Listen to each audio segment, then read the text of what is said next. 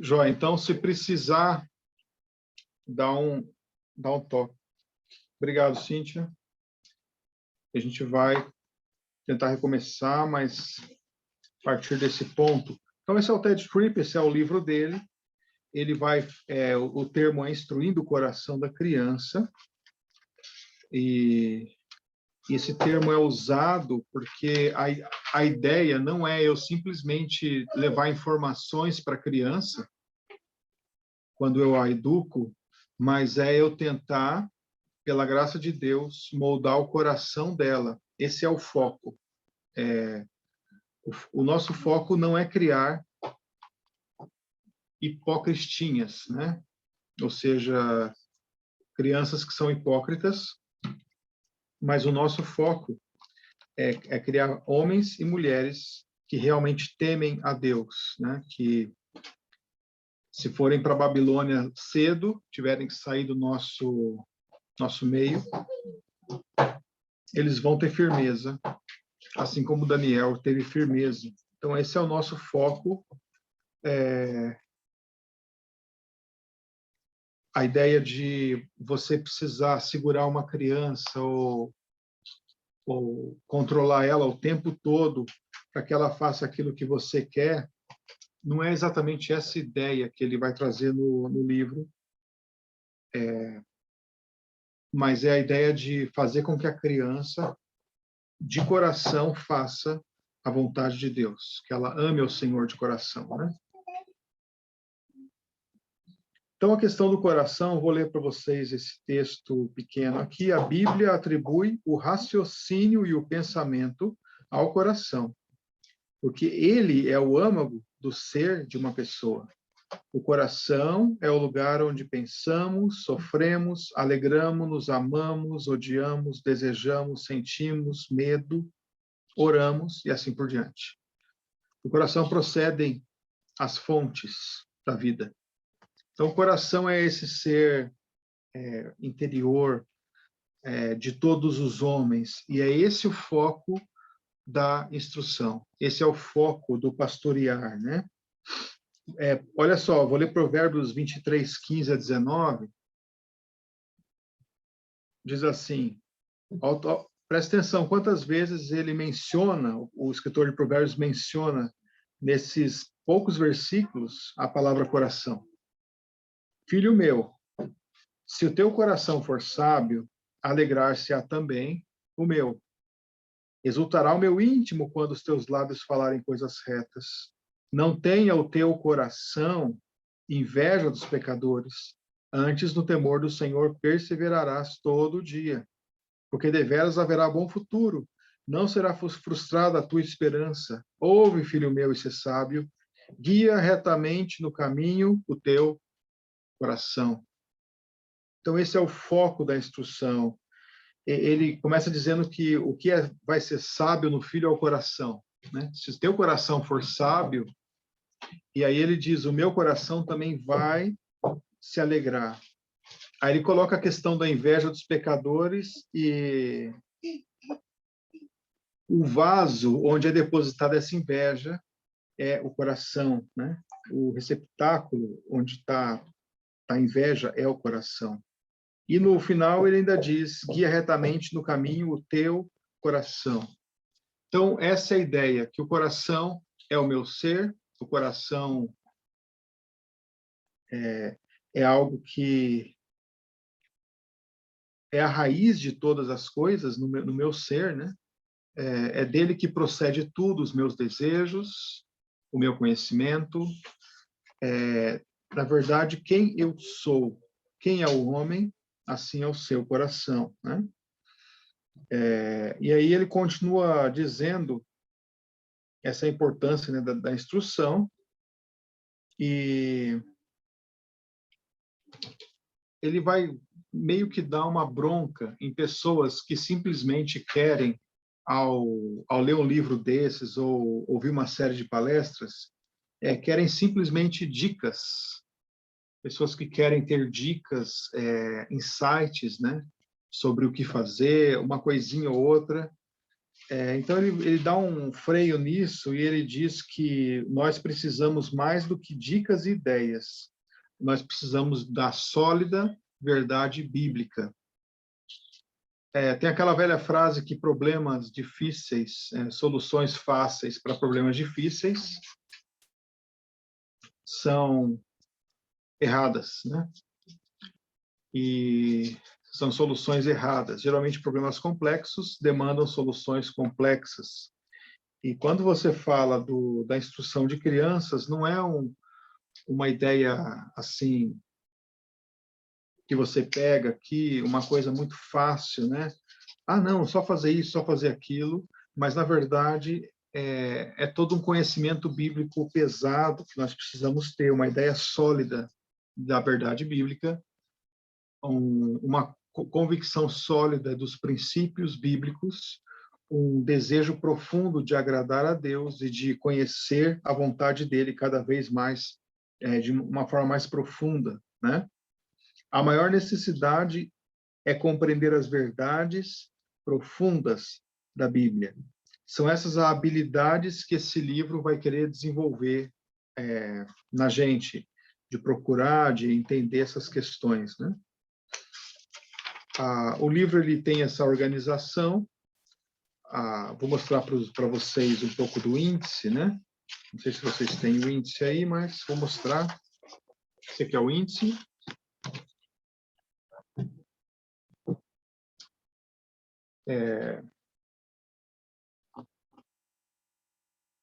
Ele começa falando, então, na parte 1, que a gente vai tratar um pouco hoje, que é o chamado à instrução formativa, mostrando que isso faz parte de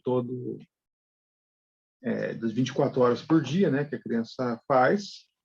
Então, ele vai gastar boa parte do livro, né, a parte mais pesada, na introdução à instrução formativa, né, que tem a ver com esses princípios de como educar os filhos.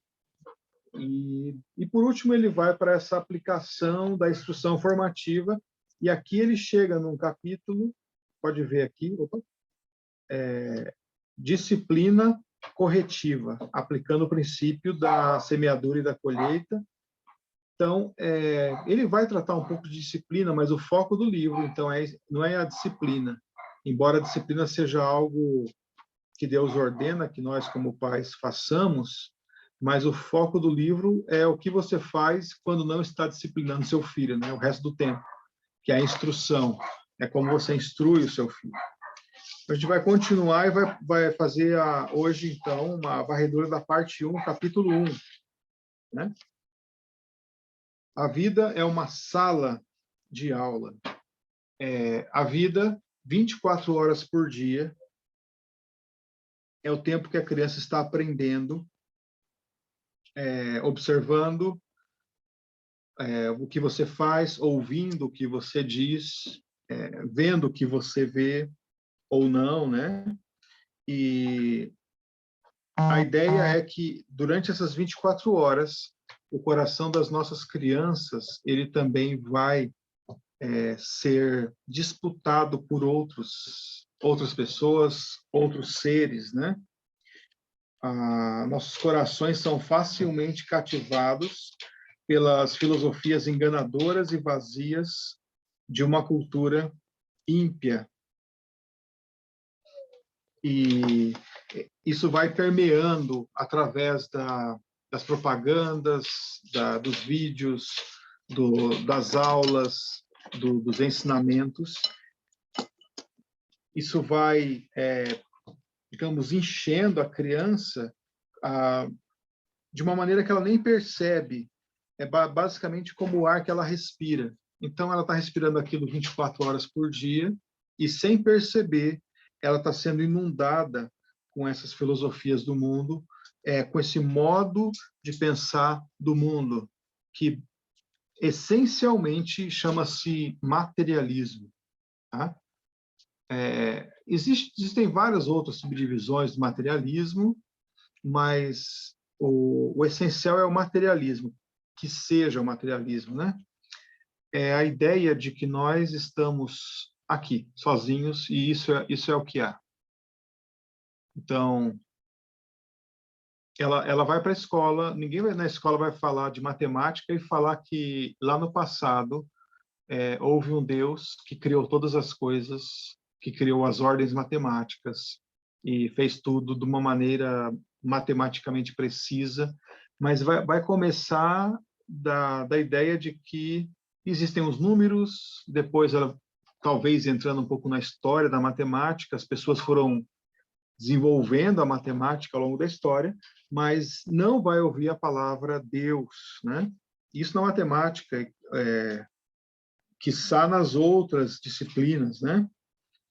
E então o mundo ele vai tentar de todas as formas ganhar a mente dos nossos filhos.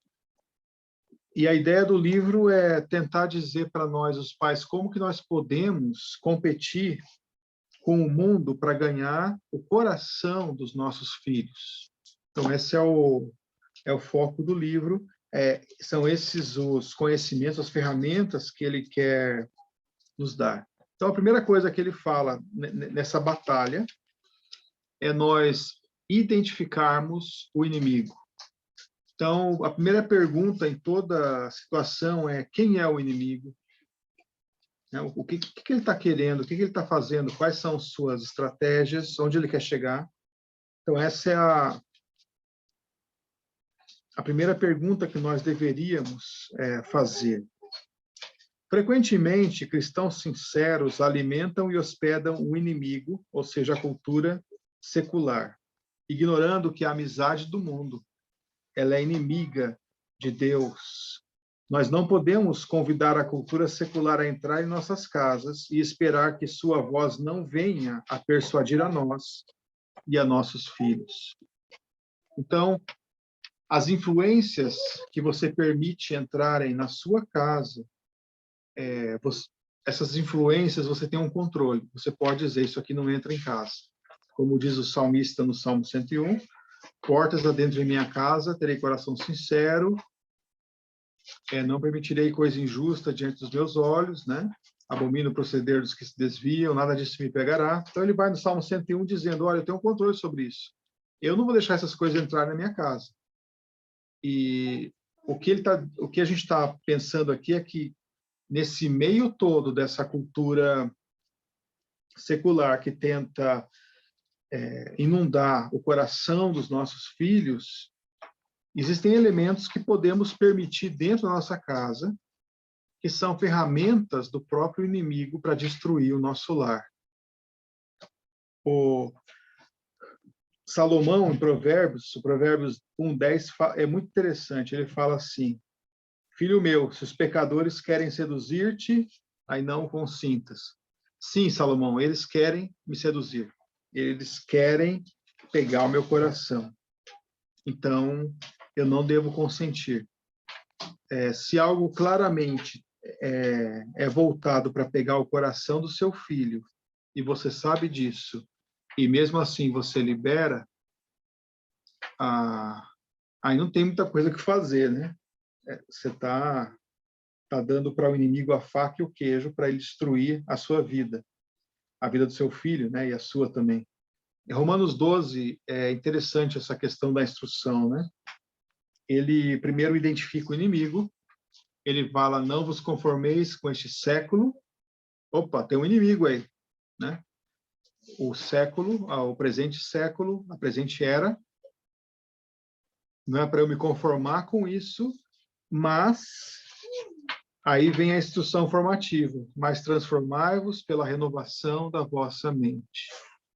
E aí sim você tem o resultado, que é eu poder compreender a boa, perfeita e agradável vontade de Deus, né? Então, como que eu identifico o meu inimigo?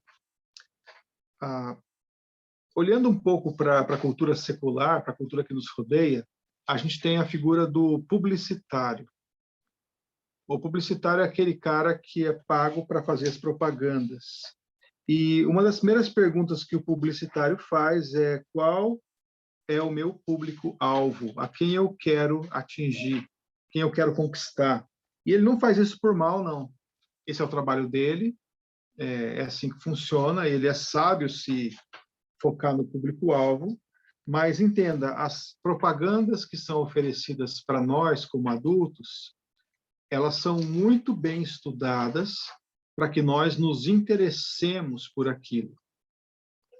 Da mesma forma, as propagandas que são direcionadas às crianças, talvez nós olhamos aquilo e achamos algo besta, né? Algo idiotizante e irrelevante e tal, mas alguém muito esperto está colocando aquilo ali e aquilo vai pegar o coração do seu filho, porque é feito para ele, né?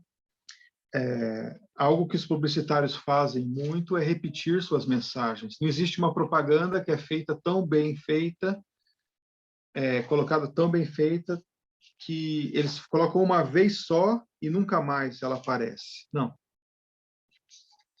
A ideia do merchandise, da propaganda, é a repetição. Então, eles não param de colocar, não param, até que nós acabamos cedendo, né? Ficando saturados com aquela propaganda e acabamos caindo. Agora, entenda uma coisa.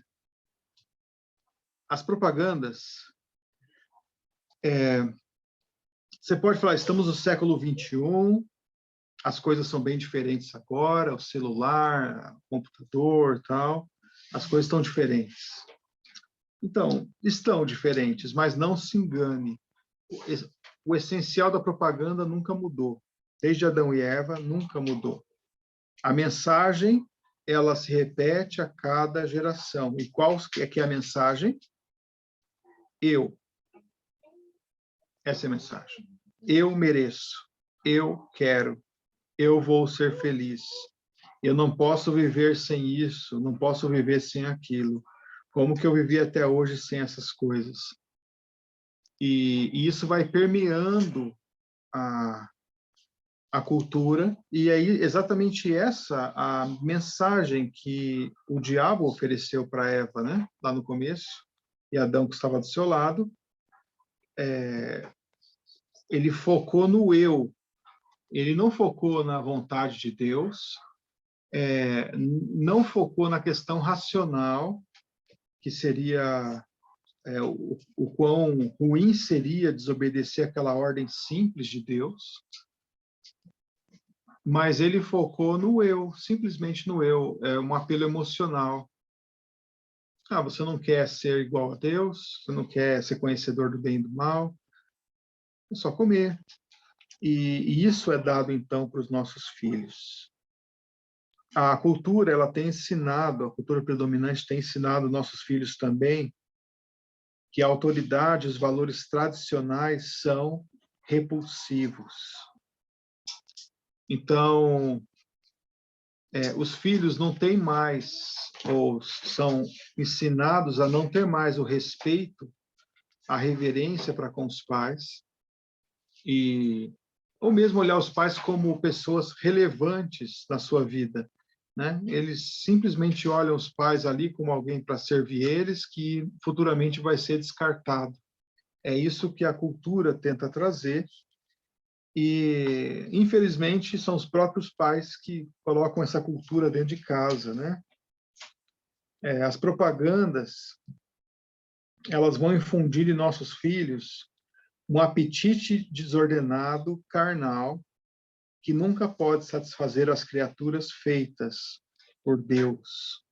Na verdade, esses apetites que eles instigam nos nossos filhos, eles são contrários ao próprio Deus, eles nos afastam de Deus. E a cultura vai, então, instigando esses apetites, e nunca o apetite é para fazer a vontade de Deus, para ser como Deus, para aprender a sua palavra, mas é sempre coisas que, teoricamente, irão dar à criança satisfação, alegria. Imagina só uma propaganda que é feita para criança, em que é colocado lá um brinquedo e mostra aquelas crianças felizes brincando com aquele brinquedo, que sai um míssil daquele soldadinho, né? e vai, explode tudo, tal. Aí você vai na tentação e compra aquele soldadinho. Chega em casa, seu filho aperta algumas vezes aquele botão, o míssil não vai tão longe, não explode, nem machuca, na verdade, né? Ele só acaba sendo um elemento a ser facilmente perdido no meio da casa. E a criança, ela olha para aquilo, ela colocou o seu coração naquilo, ela entendeu que aquilo ia trazer uma satisfação para ela, e agora ela parou de brincar, já está brincando com outras coisas, e qual a mensagem que fica em tudo isso? Nada contra os brinquedos, nada contra isso, mas quando a criança coloca o seu coração nesses elementos, e ela, pela sua própria experiência, descobre que não há uma plena satisfação naquilo, você é responsável por falar para ela, filho, filha, só tem uma coisa que pode satisfazer você de uma maneira plena. É legal você brincar, Deus quer que você brinque, mas entenda que nenhum brinquedo pode fazer com que um ser criado à imagem e semelhança de Deus seja satisfeito. Não existe um brinquedo que possa fazer isso. Existe um vazio dentro de você que só pode ser preenchido por Cristo. Você foi criado para a glória de Cristo. E esse vazio só pode ser preenchido. O papai pode comprar o último brinquedo, o mais caro, o celular mais caro, a boneca, colocar você na escola mais cara e tudo mais, mas esse vazio dentro de você jamais vai ser preenchido por outra coisa. O que acontece? Além de Cristo, né? O que acontece? A criança cresce com essa frustração de meias satisfações, né? Que ela recebe o brinquedo, ela fica muito satisfeita, ela abre, tem aquele prazer, aquela adrenalina toda, e de repente aquilo é ofuscado, né, com o uso. O que ajuda esse tipo de coisa é você mostrar essa verdade para ela, mas se você não mostrar, ela vai continuar acreditando no próximo brinquedo. Ela vai continuar acreditando na próxima oferta que o mundo faz. E um dia vai chegar o dia em que o mundo vai oferecer para ela aquilo que você mais teme, né? São as drogas, a impureza, as más companhias e o senso de fazer uma maldade aqui e acolá. Para outros também é a questão de esportes radicais, que eles entram nisso e acabam até se matando nisso, né, para conseguir aquela adrenalina. Então, ele vai entrar nessa questão, porque você, lá no começo, não tratou o coração dele. Você alimentou as expectativas mentirosas de um coração corrupto e não ofereceu a única coisa que poderia satisfazer o coração dele, né? Que é quando ele encontra Deus, quando ele anda com Deus, quando ele está na presença de Deus. Então, com o tempo, os filhos eles vão se tornando deprimidos, inquietos, críticos, argumentadores, desmotivados e indiferentes ao sucesso das gerações anteriores. Você conta para ele que você esforçou tanto para passar naquela prova, naquele concurso, para conseguir aquele bem e tal, ele vai olhar e vai olhar com indiferença, né? O importante, na verdade, é o que eu sinto, é um hedonismo, né? O prazer que eu tenho. E essa questão, então, vai ser indiferente. Hoje eu estava no centro da cidade, hoje não, ontem eu estava no centro, e eu passei sem querer ao lado de duas pessoas conversando, e sem querer eu ouvi a conversa delas, só uma partezinha, e a mulher estava contando que o filho dela tem uma espécie de transtorno. Na verdade, olha o nome do transtorno que ele tem, é diabetes emocional. Ou psicológica, alguma coisa assim. Então, quando a mãe dava um presente para a irmã, ela tinha que dar um para o filho, senão ele ia ficar muito mal com aquilo.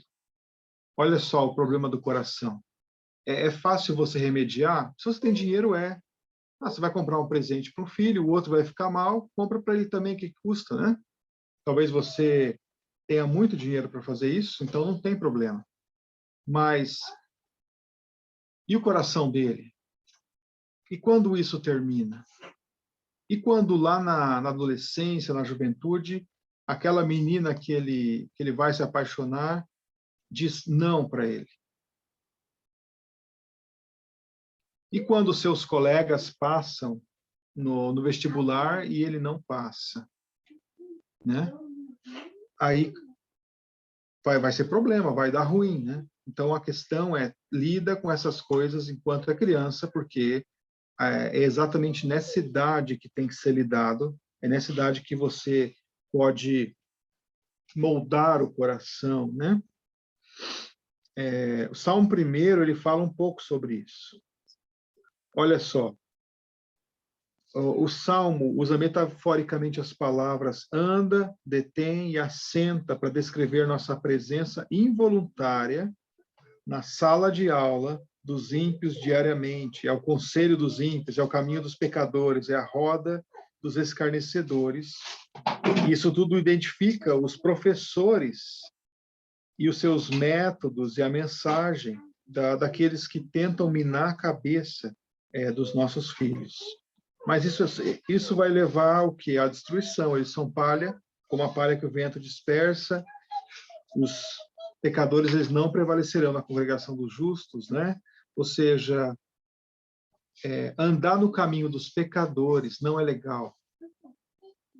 O mundo, ele vai te dar um jeito de viver, certo? Ele vai te dizer, olha, é melhor você andar dessa forma.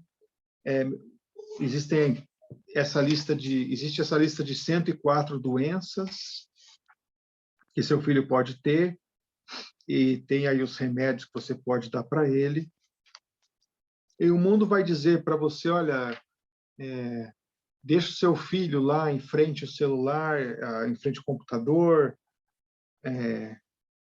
deixa ele ver qualquer coisa lá, porque aí você consegue fazer seu trabalho, ou os outros vão falar que o computador é uma bênção. Talvez na nossa época, olhando para trás, nós não tínhamos televisão em casa quando criança, na maior parte do tempo, mas os nossos amigos todos não perdiam aqueles programas infantis que passavam na época, e para os pais isso talvez era uma bênção, né? Eles podiam trabalhar, podiam fazer tudo e simplesmente deixar os filhos no tapete ali da casa, vendo a televisão e sem aprontar nada. Mas a pergunta é onde isso levou, né? Eles aprenderam aos pés desses personagens que hoje nós reputamos como pessoas que não têm muito o que ensinar, né? A sala de aula da vida é constante, estimulante, abrangente. Então, olhe para essa questão, olhe para o seu filho, não como uma coisa ruim, eu tenho que educar o meu filho, mas olha como um grande desafio, como algo bom, né? Algo desafiador. Os lares, eles são ambientes onde nossos filhos estão constantemente aprendendo. E eles aprendem de cada uma das nossas reações, o modo como reagimos aos problemas, o modo como reagimos às coisas boas. E aí que ele continua dizendo, temos de ensinar de forma ativa os nossos filhos a viver a realidade de que é Deus quem define a vida. Ele nos fala e revela a verdade sobre o que é realmente valioso, sobre aquilo pelo que devemos viver e morrer, sobre o que vale a pena sermos e fazermos e sobre o que dá sentido à vida. Então, a questão que nós precisamos trabalhar na mente dos nossos filhos é dizer para eles, olha, filho, alguém criou você. Deus que criou você, ele tem um propósito para você, ele tem um modo pelo qual você deve andar, tem um alvo estipulado para você chegar. E esse é o Deus que nos criou, e é estimulante você compreender a vontade dele, compreender o caminho que você deve andar, fazer aquilo que agrada a ele, né?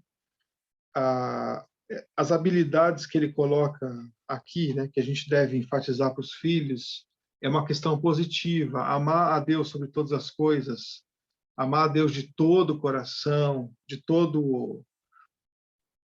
todas as forças, de todo o entendimento, amar o próximo como a mim mesmo. Então, você, quando coloca esses valores para o seu filho, a partir de um relacionamento com Deus, isso é muito positivo, e não traz aquela questão negativa, agora, de uma coisa pesada, né? De que a Bíblia é algo que está ali o tempo todo olhando a gente para não fazer alguma coisa errada, mas ele coloca algo positivo. Nós temos que entender que é Deus que nos fala.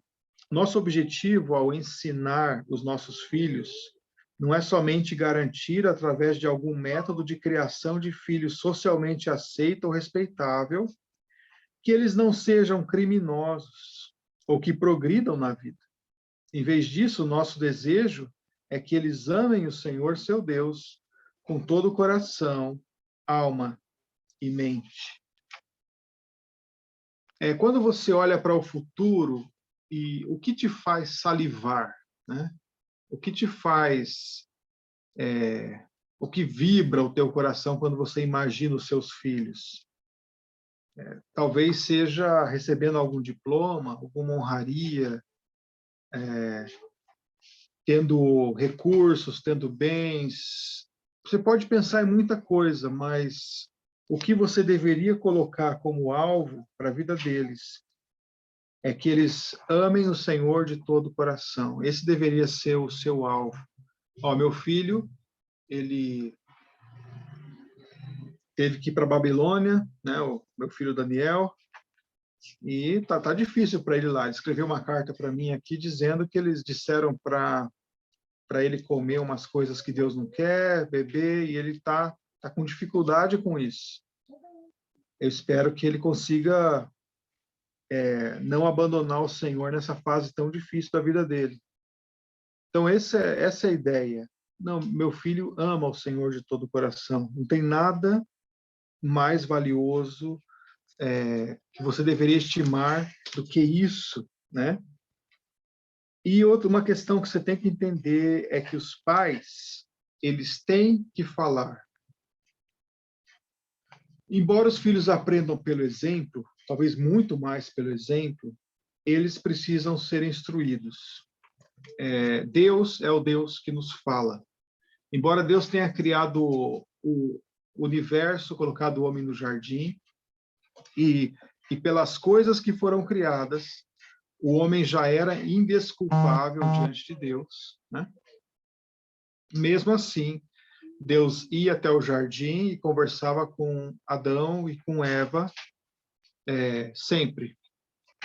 Ele deu instruções muito claras para Adão e Eva, que pela biologia, pela jardinagem, pela matemática, eles não poderiam saber.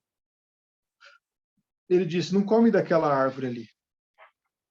Nada na natureza dizia: não coma daquela árvore. Era uma árvore desejável de comer, agradável aos olhos, né?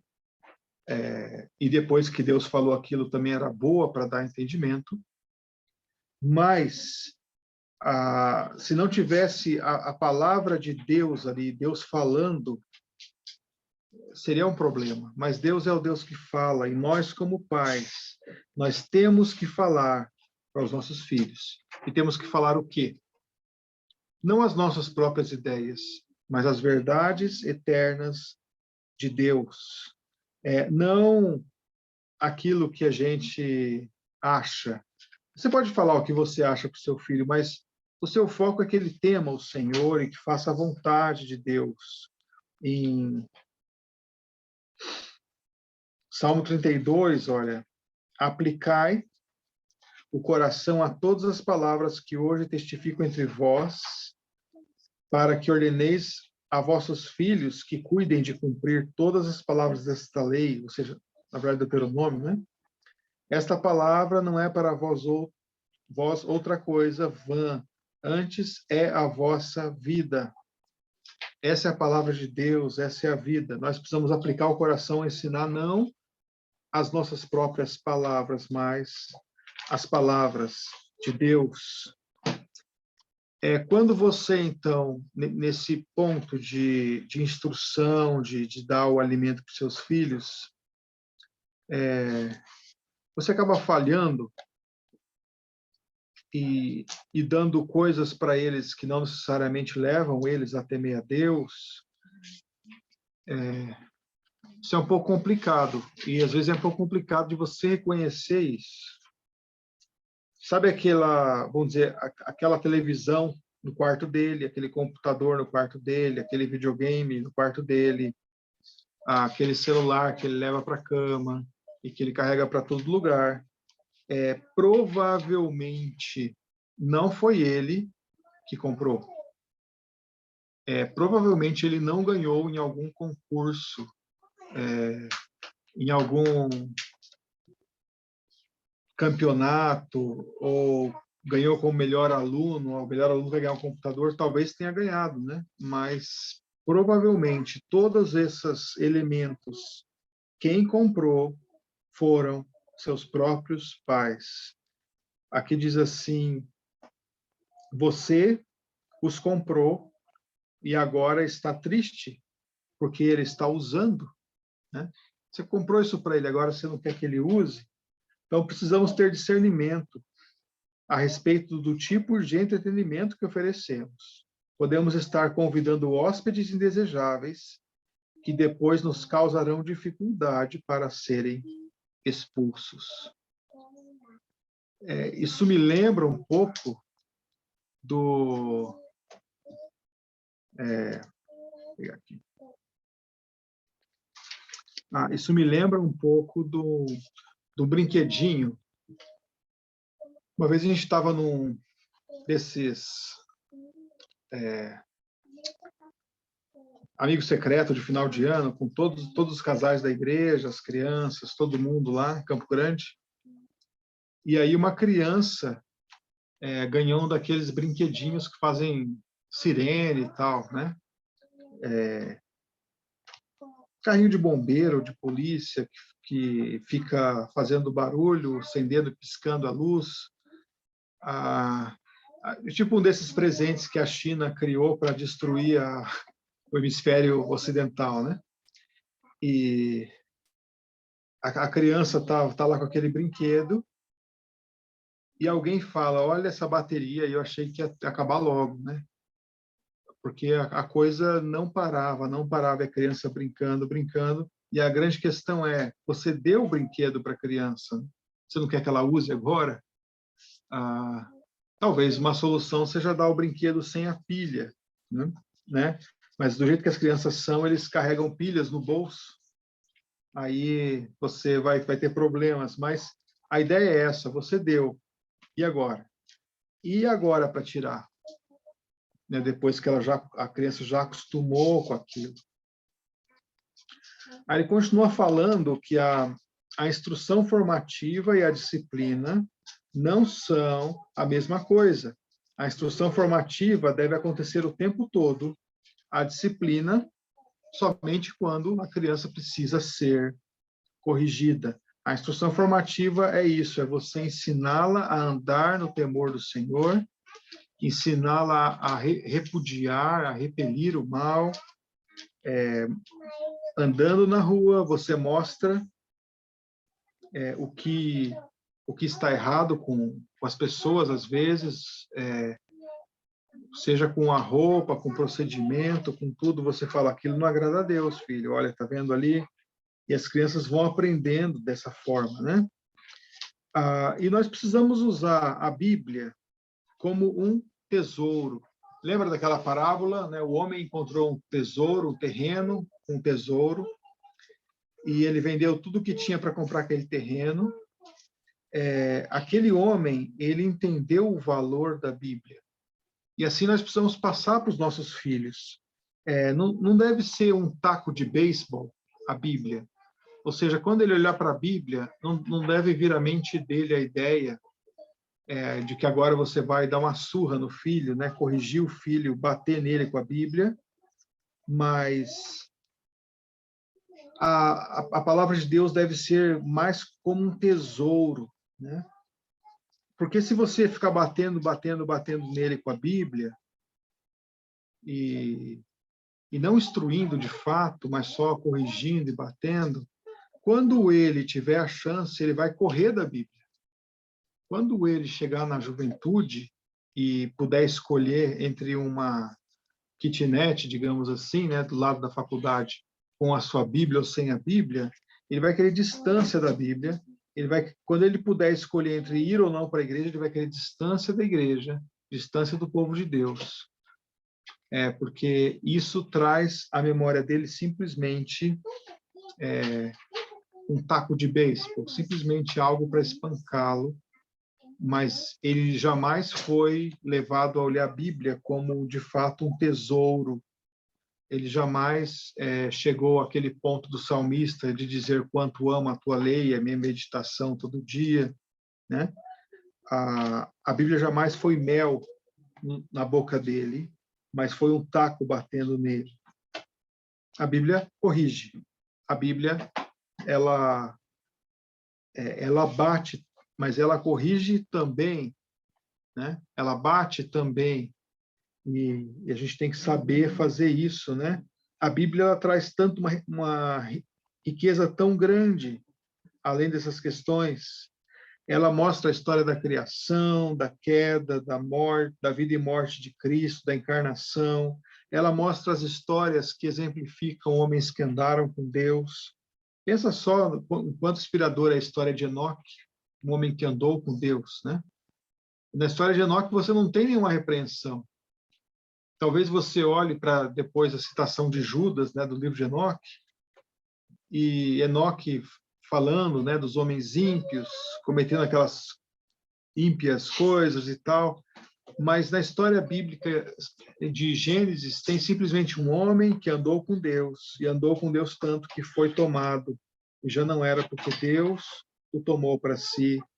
Nós temos tanto sobre a vinda de Cristo, sobre os novos céus, a nova terra. Ou seja, existe muita coisa nas Escrituras que nós precisamos passar para os nossos filhos. Agora, você não pode esquecer disso, que a maneira mais eficiente de ensinar os nossos filhos a amarem as Escrituras é através do nosso próprio amor por elas. Eles nos verão ansiando por ler, ouvir e entendê-las, e aprenderão que são valiosas. Não espere que o seu filho ame mais as Escrituras do que você mesmo, né? Ele tenha um prazer pelas Escrituras, pela palavra de Deus maior do que o seu. Então, esse é o nosso capítulo. Nós passamos por todo o capítulo 1 do livro A Vida é uma Sala de Aula. E nesse capítulo ele expôs os perigos de a que nossos filhos são expostos normalmente, outros perigos que nós mesmo, talvez sem querer, tenhamos colocado para eles, né? Mas ele coloca esse grande desafio, que é a sala de aula que nós temos em casa, com os nossos filhos, o tanto de tempo que nós temos com eles, de ser bem aproveitado e nós realmente ensinarmos de uma maneira positiva eles as Escrituras e criarmos nele o amor, a paixão pelas Escrituras, como um tesouro, não como um taco de beisebol, mas como um tesouro. Esse, então, é o capítulo 1 do nosso livro Instruindo o Coração da Criança.